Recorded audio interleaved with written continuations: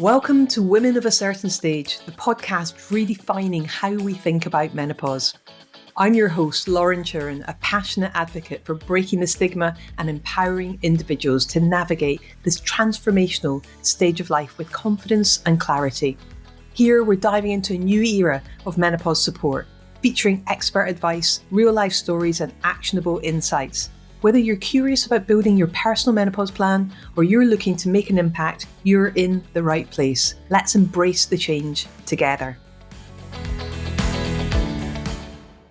I think that your episode is going to hit hard, and I haven't had anyone talk about it yet. Mm-hmm. And the combination of things that you're talking about, I think, is probably one of the main subjects that people are not bringing to the fore in terms of, we know about the symptoms, we know about the impact on work, we know about that. But when we look at the wider impact on our lack of coping mechanisms, our lack of language to talk about what we're going through, our lack of connectivity when we're going through this, that, very easily, a glass of wine or gin and tonic becomes a bottle or whatever, and all of these things. And ever since I was in corporate, I have talked about being a social alcoholic, which is someone who's highly functioning, but is checking in their brain on their way home from work, have I got a bottle of wine in the house, not have I got food in the house. So 100%. For me, this is a really big topic. Yeah, and that was me. So just as a bit of background for that, I gave up alcohol because I thought alcohol was the problem. But actually now looking back, retrospectively, I can see that alcohol wasn't necessarily, that alcohol was a problem, but menopause was the problem. And I thought that my symptoms were alcohol related when actually it was menopause, it was perimenopause. So I gave up alcohol thinking, this would be amazing. I'm going to, it'll help. I'll take a break from the booze for 30 days and it'll, help me with my health and my mental health as well as my physical health. And then 30 days led to 60 days, led to 90 days, has led to nearly 7 years. So, but wow. Actually now looking back, and of course, giving up alcohol did help, right? It helped massively. But looking back now, it was perimenopause.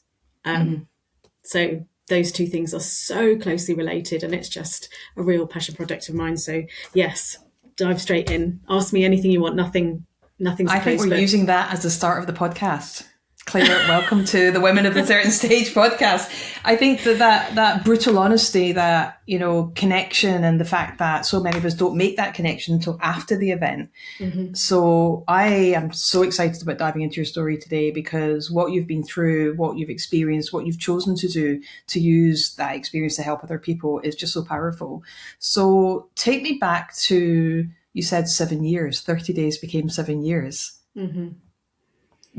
Talk to me in more detail about that decision to have a 30-day break from alcohol. What was going on in your mind at the time? I was I had a big group of friends, and we were all in the same boat. We were all, there was always a celebration. There was a birthday, an anniversary, something that was going on in our lives that we would spend most weekends going, hey, should we get together? Because it's our wedding anniversary. Should we get together? Because it's, such and such's birthday. And so we were spending most weekends, me and my husband, partying and drinking, or not even necessarily partying, but certainly being round someone else's house or someone else coming to us. And alcohol was an intrinsic part of that relationship with those people. And one would turn to two, and two would turn to three, and, it was always involved. And my health started taking a bit of a decline. So this was in 2018. My health was taking a decline, and I was kind of really noticing how I felt. So I wasn't ill. There was nothing wrong with me. But I kept going backwards and forwards to the doctor saying, my joints are really bad. I'm getting bad migraines. I'm, all these other little things, just incremental things. And I had blood tests done, and I had, all the usual stuff that a GP does to try and help you work out what's going on.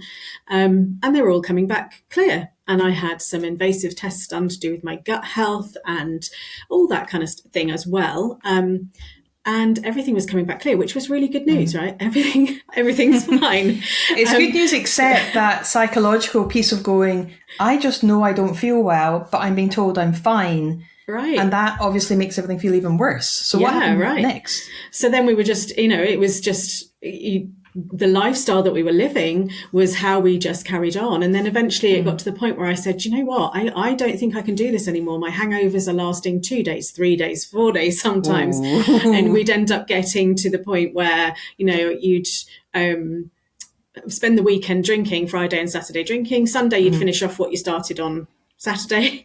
Because I was a wine drinker, we used to brew our own wine and our own beer. Oh, wow. Yeah, we went all in. And so that kind of one turned to, you know, the Sunday you'd finish off the half bottle of wine that was left from the Saturday or whatever. So Monday and Tuesday I would invariably spend feeling really, really rubbish, because the alcohol strips your gut health anyway. And with what I now know being menopause symptoms as well, I was really feeling unhealthy. So there's nothing, I wasn't ill, I was just really unhealthy.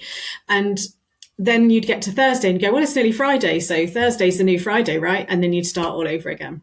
And so, and were you working at the point that this was going on as well? I wasn't working in my corporate job. I left the corporate world when I had my daughter Emma, and so I had a little business. I've done lots of different things as an entrepreneur. I've made cakes. I've had a party bag company. I had a dog food company for a while. I've been an online service provider. So I was working, but it was only part-time, and it came second. It very much came second to looking after my family. I've got neurodivergence in my family. They always came first. And so I wasn't able to really focus on the business. And then feeling rubbish as well didn't give me that energy or inspire me to actually sit down and get crack on with making my business, my side hustle, essentially a success. So I came across a lady called Annie Grace and her 30-day alcohol experiment, where she encouraged you to take a break from the booze for 30 days. And every day she sends you an email. And that email has some hard-hitting stuff in it. And I remember reading it every day going, oh my goodness, about what alcohol does to your body, what it does to your brain, how it impacts you as a human. And the psychological damage that it can do as well. And it was brilliant because it really made me sit up and listen. Those emails, it wasn't just taking a 30-day break from the booze and seeing what changed for me in my body. It was hard-hitting evidence that was helping me understand what was going on in my body. Tell me a couple of the things that were in those emails that made you go, whoa. It was a long time ago, so I can't really remember the exact ins and outs, but some of it was about gut health, and things like the alcohol strips your gut of all the good stuff. So without the good stuff, you're then not able to digest your food properly. You're not able to protect your immune system, and some of it was also really good because I was really into my gut health anyway. I've always been into my holistic, my own holistic health and doing things to help myself. I gave up. I went grain free a long time ago because of the gut brain connection. I was absolutely fascinated by all of that. So when those things were being said in the emails, I was thinking, oh my goodness, so it could be that I'm not gluten intolerant at all. It could be that I drink too much alcohol, and that's what's impacting my gut health. Wow. Way more than the gluten intolerance. So there were all these other things that I'd already done for myself to try to improve my health that had worked to varying degrees. But giving up the alcohol for 30 days was just it. I think I was in such a poor state of health that the differences were quite obvious early, quite quickly, because our body is a miracle, right? And it repairs itself very quickly. And so, the 30 days came and went, and I was like, I'm starting to feel lighter and brighter. I'm starting to get clarity. The whites of my eyes were changing, the sparkle, the brightness within my face, all those just really subtle, small things that were changing because I was noticing, I was paying attention. And I think that's such a huge key to when we're trying to improve ourselves and improve our health, is noticing. Is just noticing. You don't need to analyze it. You don't need to work out why or where it's come from, but the noticing made such a huge difference to me. So then I said, maybe I could do 6 weeks. And then I was, maybe I could do 8 weeks. And then I thought, do 3 months. Why not? Do 3 months. And then it carried on 6 months, a year.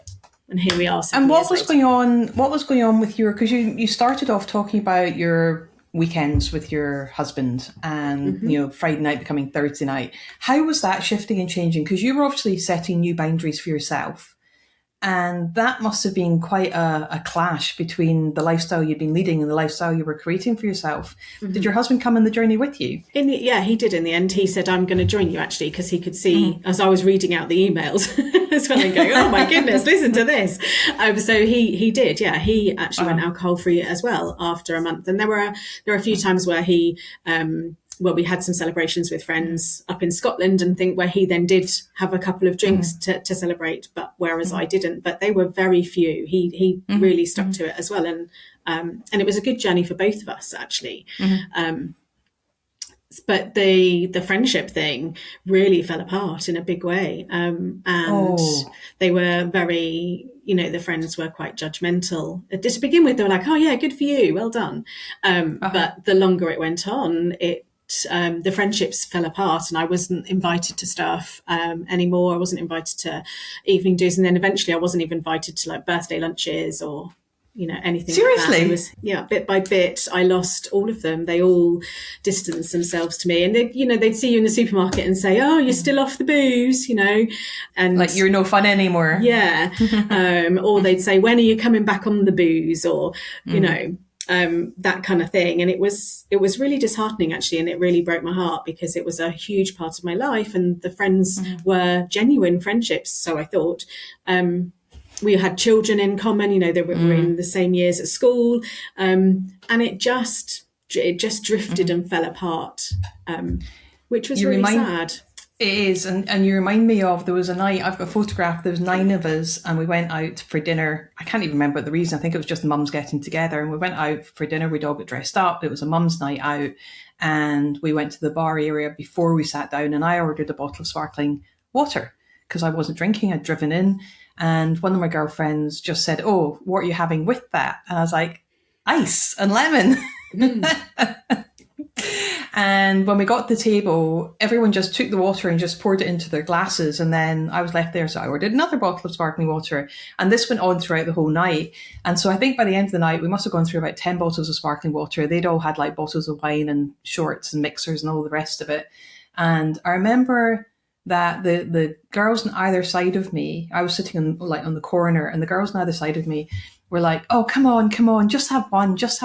And it went on relentlessly all night long. And eventually, I left earlier than everyone else because I was not drinking. It was not that much fun anymore. And I was driving home, and I was like, there's only so many bottles of sparkling wine that I'm willing to foot the bill for.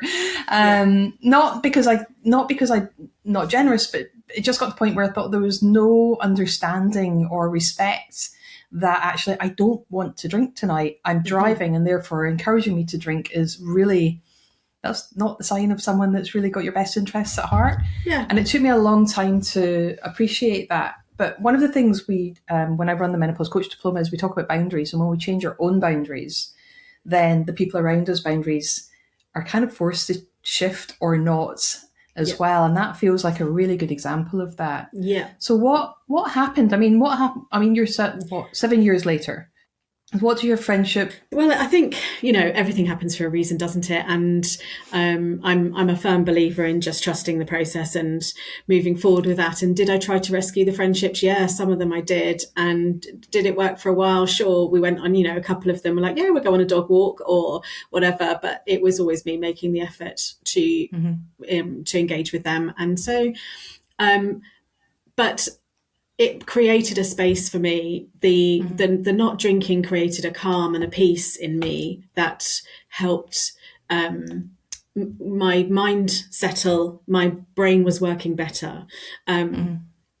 Now, some of my brain fog was down to menopause. It wasn't down to the alcohol, but it was a combination of the two things, right? But it also created this space for me where I said, do you know what? This is really important. And when I started making the connections between menopause and alcohol as well, I was like, I really need to do something about this. And so I actually set up a business called Mindful Sips, which was about helping women rebalance their relationship with alcohol. Yeah. But then we hit COVID and everyone was drinking their way through lockdown. So just as I was about to launch, launch, we went into lockdown and a pandemic. So it was really bad timing. So that ended up being put on the back burner, and I ended up creating another business, which was as a service provider, an online service provider. But that's always been kind of there, a little flame in my heart that just keeps on nagging me. And of course, then, you know, coming across your work and seeing what you were doing, and I've been following you for a while and looking in, you know, the investment in your course for me is quite a large investment. But in the end, it was like, I think we had a conversation about me doing the course, and it was about joining the September cohort. And I said, you know what, I think I'm going to have to wait till March. And it got to the point where I was just like, why am I waiting till March? Just do it. Get on with it. Do it. Take action. And because it can only help. And I think those two things combined are so powerful, that awareness about how alcohol massively impacts, in fact, not just impacts, but massively impacts and crosses over with the menopause symptoms. I was listening to a podcast once with a doctor who was talking about menopause and alcohol, actually, and she said, and the words stuck in my head. I was out dog walking, and my memory's not great, and so things I remember, I go, I must remember that. This stuck in my head. She said, there is not a single menopausal symptom that isn't impacted by alcohol. There you go. It literally, like word for word, absolutely stuck in my head, and I was like, this is something I have to do. You know. And then, you know, as it turns out, my marriage fell apart as well. And I've had to completely pivot and start looking at my future and what's good for me, and how I can move forward and create a future for myself that's heart-led. I was as a service provider, as an online service provider, building courses and memberships for people. It brought in an income. It was it was still a side hustle. It couldn't support me financially on my own. I'm sure if I grew it could, but it didn't light me up. You know, gamification is what I specialised in, and it was fun, but it didn't light me up. And this little flame in my heart about alcohol and menopause and just keeps on burning. And I really feel like I need to do something about that, you know, and that's where you came in. So when you came and did the Menopause Coach Diploma, you must have had a lot of other stuff going on, like we all do, while you're going through that process. And as you said, you were pushing it forward, going, let's do it in March, but you decided to do it in September because why not? So what did you get out of it? What were your biggest takeaways from going through that whole experience of the diploma program? There is so much. I think a lot of it was reinforcing a lot of my, so many of my inner beliefs as well. The modules aren't just about the menopause. They're, yes, we learn about menopause symptoms. Yes, we learn, we hear from expert guest speakers, and it's all so useful and interesting, especially, I think one of the ladies, I can't remember her name, I'm sorry, but she was talking about the cycles and the phases within a cycle. Dr. Kelly. Yeah. And that, I was just like, oh my goodness, this is just everything that I love. So that will become very much part of my menopause plan that I deliver. But I think there was so much else in that. It's to do with, the modules are about hydration, nutrition, decluttering, boundaries. Fun like that. Boundaries was, oh my goodness. I remember emailing you after, I think it was, or maybe I spoke to you, I can't remember what it was, but I remember emailing you after and saying, I couldn't sit in the breakout groups for boundaries. I'm really sorry. I remember. I went through all the work, and because my marriage had just collapsed, and everything that was going on in my personal life, I was like, I can do the work privately with my camera off, but I cannot, when it came to going out into the breakout room, I just couldn't do it. So those things are they're so fundamental to helping us get our brains straight as well. And the language, what's happening with us as a human is happening to us, but it impacts so many people around us, and also vice versa. The behavior of other people around us impacts our menopause so much, and we take so much blame on that doesn't belong to us because of other people, because of the impact of other people, or the lack of consideration, or I remember my husband saying to me in couples therapy that, well, it's your menopause. What do you want me to do about it? Why should I care? And that's the power of language, right? Right. That's kind of, just being conscious of how important words are, and words matter. They do matter. And I think we struggle to articulate sometimes as women. That sentence really impacted me, because I was like, oh yeah, why would you care?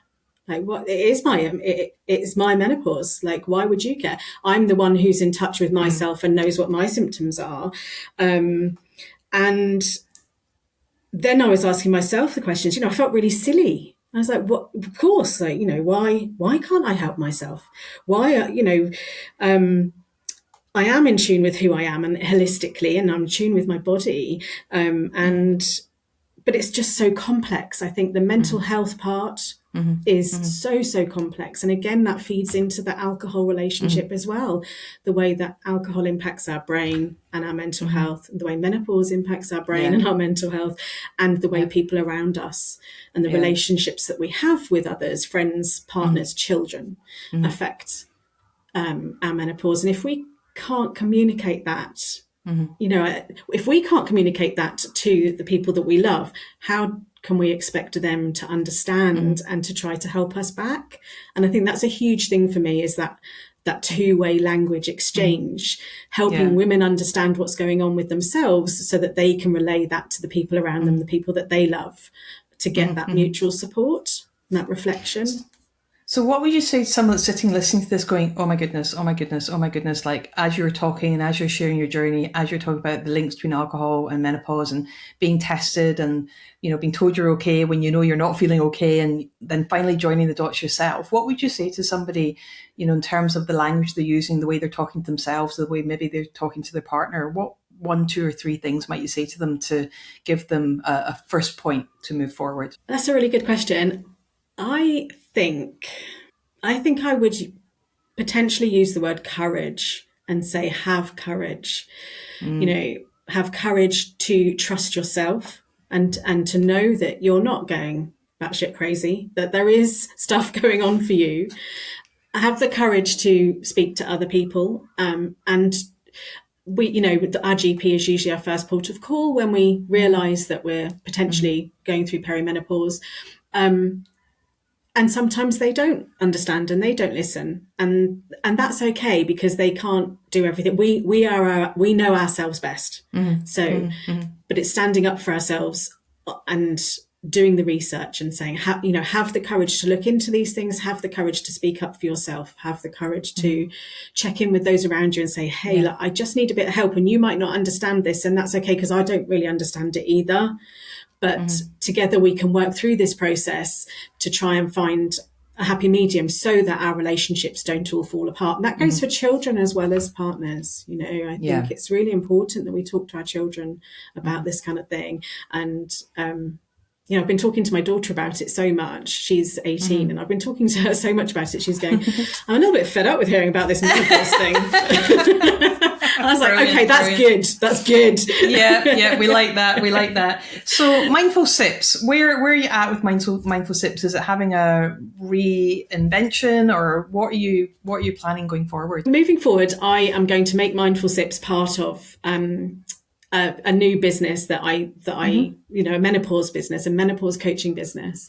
And I'm going to use the menopause plan and expand it a little bit to include alcohol and some additional mindset stuff and some phase work as well. Our can't find the words, our our cycles. And so the new business that I'm setting up is called Menopause Dawn. And I chose Dawn because I feel like we are all, as women, we're in a phase of life where it is a new dawn. It's not the end. We see so much, and this is a bit of a general sweeping statement, actually, but so many of us see menopause as the end of something, whereas it isn't. It is a new beginning. It can be what helps us step into our power and into this stage of life where actually we aren't worried about what other people think of us. We have a voice, and we can use that voice with courage and with intention and purpose. to help ourselves and to help other women as well. And I do think it, I really believe I've done a lot of sort of soul searching and working around in journaling around why do I want to do this work, and it is about helping women step into a new phase of life for them that can be really, really powerful and can be really, really good fun and can have a lot of love and a lot of kindness and compassion around ourselves. So Menopause Dawn is going to be the main part of my business, if you like, and Mindful Sips is going to be a program that I run within Menopause Dawn. I love that. So some of the alcohol stuff will be in my menopause plan because I feel it's really important, and there'll be lots of infographics with connections and cycles and that go with it. But Mindful Sips will be a separate program that if it resonates with people that I'm coaching and they go, wow, this has really hit home for me, then we can go a bit deeper on that, because it won't hit home for everyone. But it gives me the opportunity to go a bit deeper from that and with that, and to kind of fulfill that passion and that nurture in myself. I love that. And, to anyone that's listening, I encourage you to reach out to Claire to find out more about her programs and how to work with her. But I'm curious, Claire, what did you start drinking instead of your wine? That was a huge, it was massive. And that was part of what I really enjoyed about it, actually, because 7 years ago, the market wasn't what it is now, actually. And trying to find drinking alternatives was really quite tricky, but it was just starting to come onto market. And it was really good fun, actually, experimenting with lots of different things, ways of making cocktails and with, because through the research that I was doing through my own experience, what I realized was the wine o'clock thing isn't about the wine, it's about the moment. So it's the signaling the end of the day, or signaling the start of something, or signaling a celebration. So the alcohol is something linked to something else. And actually we can still have that moment and that celebration and that wind down, or that relax, or the whatever we need mentally to switch off for the day, by you having something different. And so, it was a really cool experiment to actually go through and work out, cocktails, different cocktails that we could make and things. And now it's just incredible, the amount of alcohol alternative botanical drinks that you can get in a can that you can take with you. And part of my original program was Know Before You Go. And it was about researching things you could buy, looking at your menu as well and saying, well, what drinks do they offer? But also thinking in your head, what am I going to ask for at the bar? But also sneaking things in your handbag, taking things with you. Now the market is just phenomenal. There is so many things out there, which are delicious. What do you think? I mean, anything I mean, I'm not asking you to brand promote or anything like that, but is there anything in particular that jumps out, or just generally it's much better market now? I think generally it's just a much better market. Wine still has quite a long way to go. Wine, especially red wine, that's still not great. But white wines are really coming along. Prosecco alternatives. Absolutely. There's lots of really fantastic ones you can get in supermarkets. But there are also lots of really good kind of botanicals. The kind of gin alternatives, rum alternatives and things that you can really... Caleno is one of my favourite brands. The lady that designed that set that up is just incredible. And she does like a gin alternative and a rum alternative. And also she now does ready-made drinks in cans that you can take with you to the park and to festivals and things like that. So... See, this is something I'm really curious about, right? Because we've in the West, in the UK, sorry, let's come back to the UK. I grew up in Scotland, I grew up in Glasgow, so this applies even more, I guess, to where I grew up. But it was a drinking culture. It was something that you did. Like when you got to 14, 15, 16, it was like, go to a nightclub or you go to a pub and, see if you could... All of it was linked to alcohol. And then at university, there was a big drinking culture. And then socially... When I worked in the city, you'd go out for a drink after work. So it was straight from work to the pub. And then there were different jobs where you would even socialise and have alcohol during the day over a lunch or something like that. It's just such a normal behaviour in the UK for our generation growing up, certainly my generation growing up. And now what I'm curious about is the fact that we're looking for spirit and wine alternatives or beer alternatives rather than having something completely different. And I wonder if that's kind of like a stepping stone to us getting from the alcohol to the 0% or 0.001% alcohol to the not even having to have something that's an alternative, like a wine non-alcoholic, a beer non-alcoholic, a spirit non-alcoholic. I'm wondering if there'll become a point where we don't even bother about that. We just have a soft drink, whatever soft drink it is of choice. So I don't know if you've had any thoughts about that or. Yeah, I've over the years, I've wrestled with, what is alcoholism as well? Was I an alcoholic? Wasn't I? Does it matter? Is it just a label? Fighting with myself around that identity, and is drinking alcohol-free alternatives appropriate if you're an alcoholic? Yeah. Right. So there's been lots of, I've done a lot of work lots of journaling over the years about that and about that situation. And for me, it very much is a stepping stone. I feel that people, our mindset is, as you've just described, our mindset is so set on having a drink after work, having stuff at lunchtime. There are so many stages through the day where we naturally reach for an alcoholic. It's 6 o'clock, it's wine o'clock somewhere, right? Yeah, exactly. Yeah, the sun's over the yard arm somewhere, right? And and so for me, I think that's what alcohol-free alternatives do for those that are wanting to commit to giving up alcohol for themselves, but still need to reach for a thing. A something. And again, it's then about working with them on is it the thing or is it a moment that you're celebrating or wanting, and then working to kind of step away from the alcohol-free alternatives. And I also think because of alcohol-free alternatives, the market for other drinks, not just your standard Pepsi, Coke, lemonade kind of thing, has absolutely exploded as well. So companies like Trip have got these wonderful CBD drinks or magnesium drinks, these botanical blends that are being marketed to women to help us with our gut health and stuff as well. So that's kind of the next phase, is leaving out the alcohol name and reaching for something that's actually going to benefit us. Kombucha is another really good example. Yeah. So where do you see yourself 5 years from now, right? I never normally ask this question because we never know what tomorrow's going to bring, never mind 5 years' time. But, if you think about 5 years from now, what would your perfect day look like? Oh, that's a really good question. What would my perfect day look like in 5 years' time? I think I'd like to think that I would be helping. It's very cliche. I'd like to think I'm helping change the world. I'm helping women understand themselves better, not just on a one-to-one basis through my courses, which is I know that I'm going to really enjoy that because there's that connection piece there. You get to know people, and there's a real connect. You can really build the trust and that connection, and really impact people's lives and the relationships around them. But also, I think on a corporate level, going in and speaking to men as well. Because men are sons and brothers, and they're not just husbands or partners, and I think that is so, so important, that we are allowing, again, it's about language, and it's about helping men understand that there's a language that they can use to help their partners or their mums or your sisters to understand something that, just because it's happening to us, it doesn't mean we're the first to see it.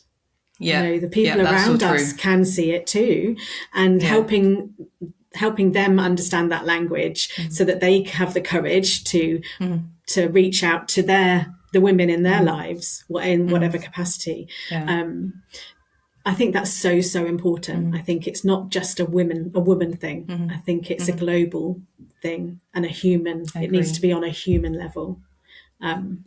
So I think, would that be my perfect day? Yes, I think it would. And then to wake up in the morning and get out of bed and know that I'm really making a difference to individuals, but also a broader spectrum of human life.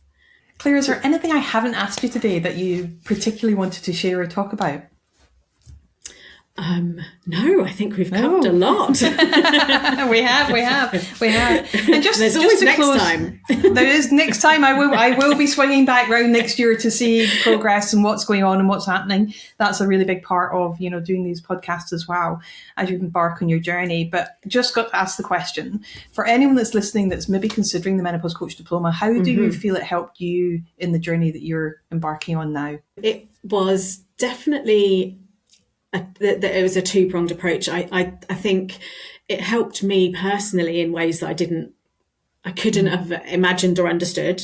I couldn't have foreseen. For me, it was I was looking to do the Menopause Coach Diploma to help myself so that I could kind of fulfill my dream of helping other people and have a plan and have this step-by-step guide that would help me move myself forward rather than trying to make it up as I go along.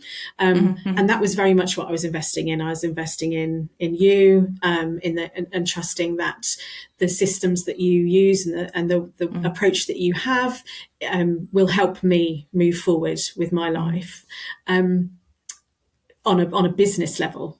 But what also happened was the moving forward on a personal level too, that realization that I am capable and there are other things, there's more to this, there's so much more to this than what we sign up for, and I think that was a real a realization for me, was that we're all different. Menopause hits us all differently, and I think we can relate to so many people on so many levels because of that. And I think the program helped really highlight that it's not just about menopause. The symptoms of menopause. Sorry, it is about so much more.